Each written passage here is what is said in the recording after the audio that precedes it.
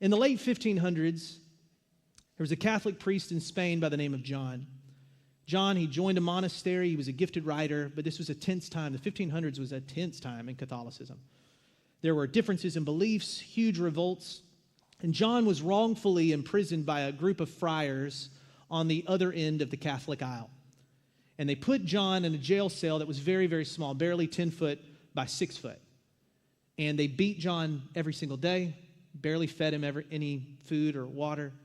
And John fell into a deep depression during this time, during his imprisonment, as any of us would. And while he was in his deep depression, he ends up writing a poem called Dark Night of the Soul. And John describes in this poem feelings of being alone, that he couldn't recognize the presence of God, who he cried out for every single day. But it was during God's silence is when John actually was able to draw close to God. It was this dark night of the soul that actually strengthened his spirit. And this poem struck a chord with people for the last 500 years who read it. Anybody that can relate to a dark night of the soul can read this poem and recognize what John went through. And John is known to us today as Saint John of the Cross. He's a saint in the Catholic Church. Elijah had a dark night of the soul. Elijah was a lonely person. He experienced a wide range of emotions. He experienced anger and boldness, but also great fear, self-pity, and deep depression.